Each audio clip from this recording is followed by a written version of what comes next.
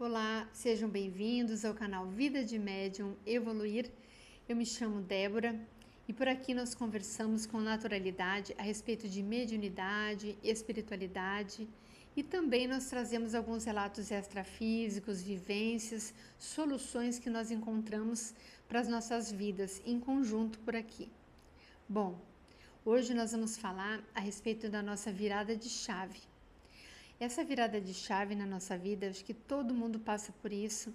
Algumas são convidadas através de uma depressão, de um vazio interior, de uma doença grave, de fim de um relacionamento longo, seja como for.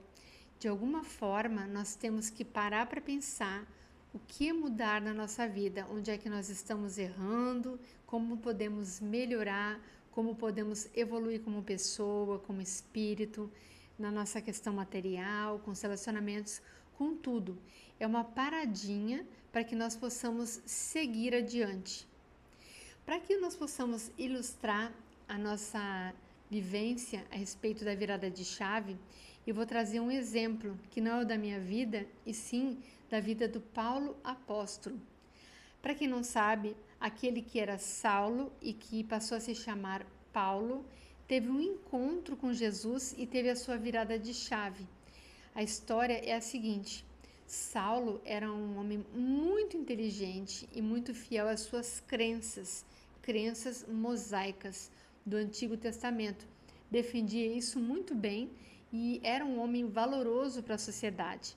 Ele não era um hipócrita, ele era um homem valoroso porque ele sabia defender e era um excelente orador a respeito das suas crenças.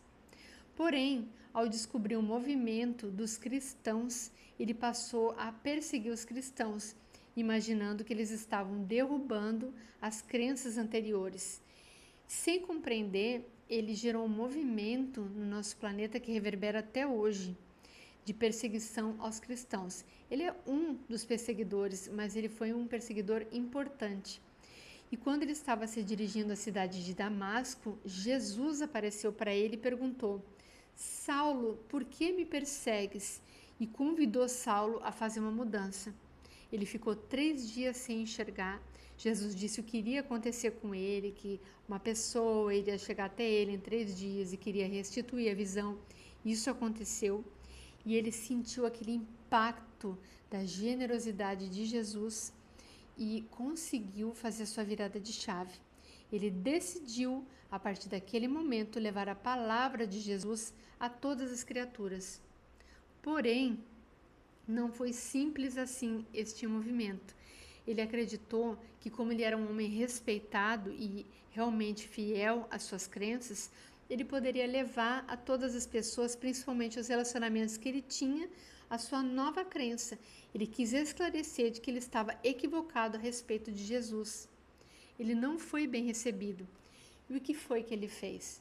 Aí é que vem o grande aprendizado. Ele se recolheu por cerca de 3 anos no deserto, voltou a ser um tecelão, abriu mão de todo o seu patrimônio, de toda a sua vida e resolveu estudar os evangelhos de Jesus. Tudo que já existia escrito naquela época a respeito de Jesus. Ele estudou profundamente, ele conseguiu se conectar com o conhecimento e só depois ele retornou para a sociedade e foi levar essa palavra e se tornou um grande defensor de Jesus.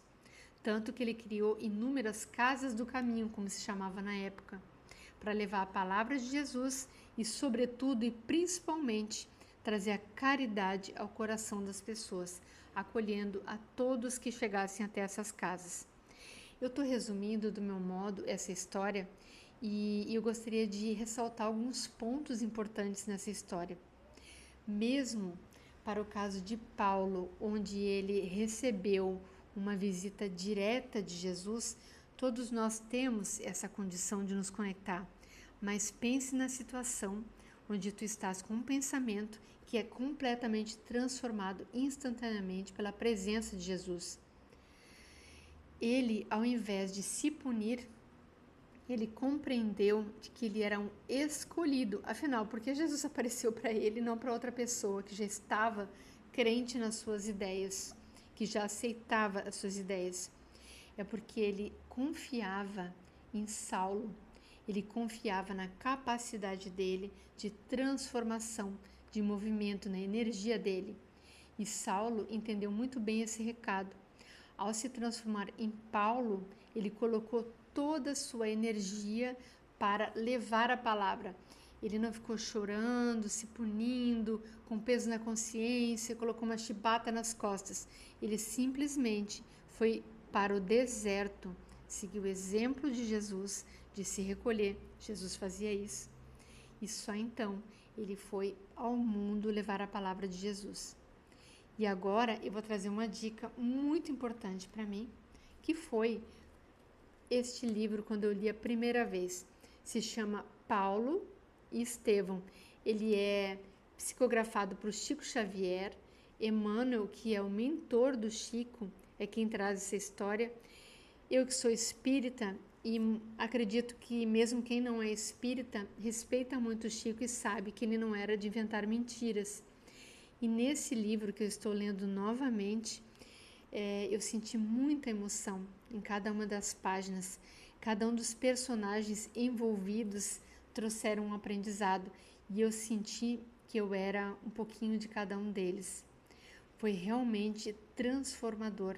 A vivência desse livro, ele traz inclusive vivências no sono, experiências com as pessoas de que nós passamos a enxergar o mundo de uma ótica diferente, para que possamos começar a nossa transformação, a nossa virada de chave.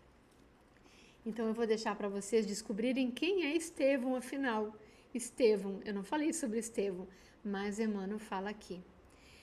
Procure esse livro, procure se esclarecer. Se não for com este livro, procure a história do Paulo apóstolo e tudo que ele trouxe e deixou escrito e esclarecido para todos nós. Então, sejam muito bem-vindos ao canal Vida de Médium Evoluir. Faça a sua virada de chave. Comece agora. Até mais.